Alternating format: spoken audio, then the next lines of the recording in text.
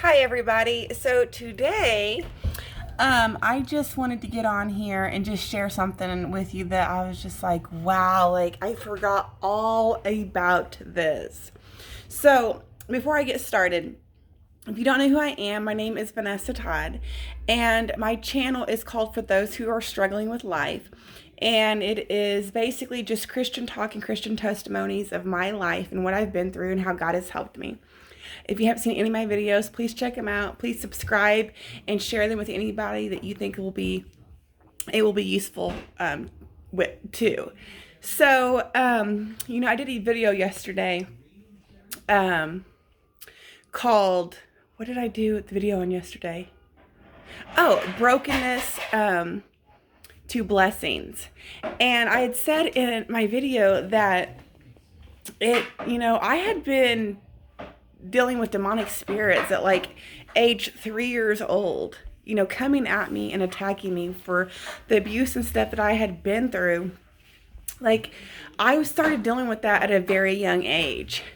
And it came to my mind. I completely had forgotten about this because, well, it's just been a long time and I try not to think of demonic spirits and I just try and dwell in Christ. And we don't associate, we do not watch scary movies. We do not allow that kind of activity into our home to where we are allowing demonic spirits to be able to come in and have an influence on us. They are not invited here. We don't listen to the music. We don't watch scary TV shows or anything that is evil or demonic. It's just, we don't do it here. And so anyway, I just wanted to say, my video yesterday, I was saying, I started dealing with demonic spirits at a very young age, just being attacked and being abused and stuff. Christ says it's not the person that we are dealing with, it's powers and principalities that are unseen. That is truly what we're dealing with. And so I remember being, probably 5th grade, maybe when, I really remember when it probably had began, maybe even sooner.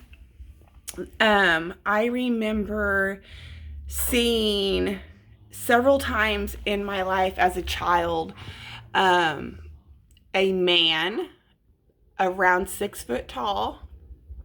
I'm assuming it was a man because all it was it seemed like a man, which was actually a spirit, in a black trench coat with a black trench hat on.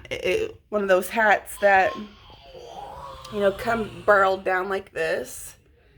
And so he was 6 foot tall. You couldn't see his face. And he had the hat on. And he had a black trench coat on. And I would see this in my bedroom. I would see him standing in my bedroom. And he wouldn't ever say anything or do anything. But it would be so scary. Sorry, I just want to show you. I'm going to put on one of my hats so you can kind of get an idea. But it was like this. But it was a black hat. And he had a black trench coat on. And the trench coat went all the way down to the floor. And he was tall. And I could not see his face. It was just all black. And it was scary. It was a scary experience for me. Like I said, I'd seen this figure several times. It would stay in my bedroom. There was an instance to where me and my siblings were sitting in the living room. And I get up to go to the kitchen. And next to the kitchen was where my bedroom was. And when I go to the kitchen, I turn on the light. And I look into my dark bedroom. And I seen him standing there. And I start screaming hysterically. And I'm like, oh my gosh, somebody's in my bedroom. Somebody's in my bedroom. Somebody's in my bedroom. And everyone's ignoring me. Finally, they all come from the living room, and I have several siblings. So they all come rushing from the living room to the kitchen to go to my bedroom. And you know what? That wasn't even my bedroom then. It was later that became my bedroom. So that bedroom was actually my brother's bedroom. And so at that time, yes, it was my brother's bedroom. And later, when they had left the home, then when they got old enough to leave, then it was my bedroom. But anyway, I'm like, there's somebody in there. There's somebody in there. And I told them, it was a tall guy, and he had a black hat on. And he had a black coat on, and I couldn't see his face. And they were all laughing at me. And they just, basically just laughed it off and thought I was crazy because they didn't see it. And so I remember just like laying in bed and seeing this figure standing over me, black hat, black trench coat. It would scare me so bad. I remember I used to get in bed and put the blanket over my head and just try to like not think about it, and I used to think, like, if I just had a coat hanger or like a wire hanger. Actually, I would think, I'm just going to grab a wire hanger, I'm going to put it in bed with me, and if it comes at me or tries to attack me, I'm going to hit it. And I never did. I was always too scared. I would just hide under the blankets. And so I had a friend stay the night with me. At this time, we're just young kids, 5th, 6th grade, around there, And so yeah, I had her stay the night with me, and at some point later on, the conversation had got brought up, because I didn't really talk to a whole lot of people about it. I had talked to some of my friends about it, I guess, maybe, and definitely the people in our household knew. I had expressed that I had experiences, and there were a couple people in the household that had their own experiences, which I won't get into.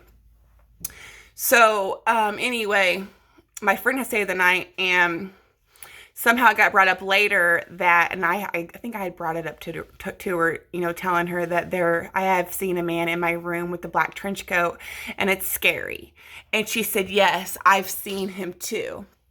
And I'm like, what? Like, this was new to me, because I had no idea that she's seen some man in the black trench coat. Like, I didn't think she was going to believe me. I just figured she thought I was, crazy. And she said, no. She said, I stay the night with you. And I stay the night with you. I was laying in bed, and she had her arm over her face like this. And she said when she moved her arm, he was standing over her. Like, so he was standing over her, and she said she got scared, and she just hurried up and put her arm back over her face. And I'm like, oh my gosh, I can't believe you've seen him too. Like, I didn't want to say anything because I've seen him a lot. I didn't think you were going to believe him. And she said, no, I didn't want to say anything because I didn't think that you were going to believe in me.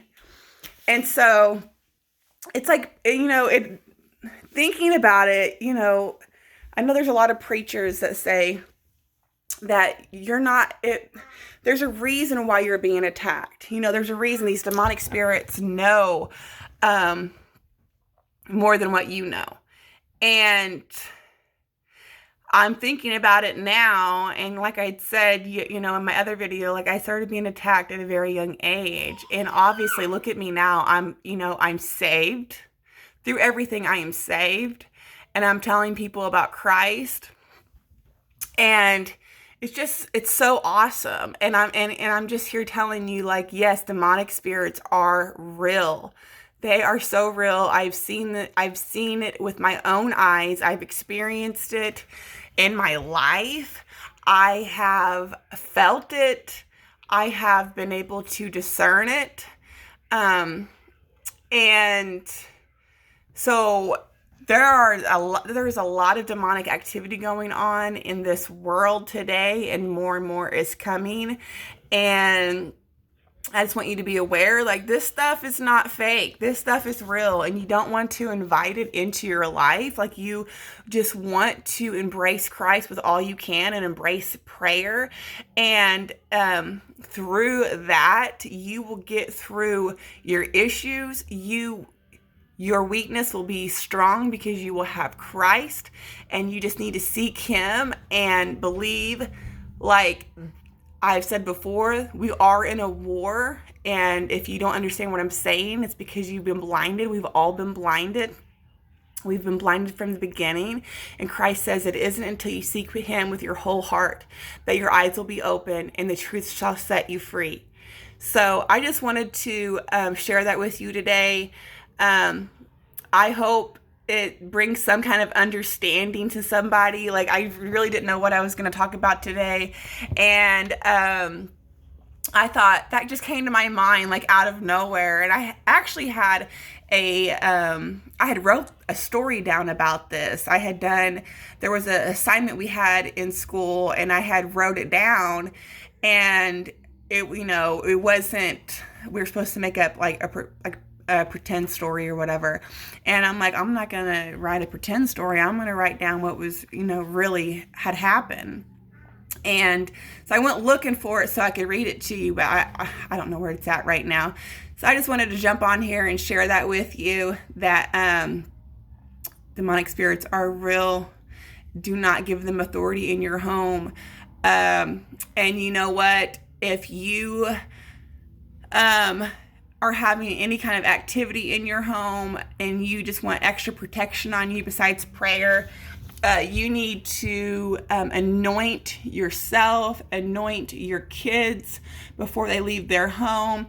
You can, I know in the Bible, there were a lot of people just use like olive oil, but you can use, this is, with frankincense, myrrh, spikenard. And these are oils that were in the Bible, and they have healing properties in them, and you can look them up yourself. But yeah, Christ says anoint yourself, consecrate your kids before they leave, put protection upon them. And because there is a lot of unseen-ness, we are fighting in a spiritual realm and you cannot see it. So anoint yourself, anoint your kids, and just stay under the blood of Christ. So I'll talk to you later, and you all have a blessed day. God bless. Take care. Bye-bye.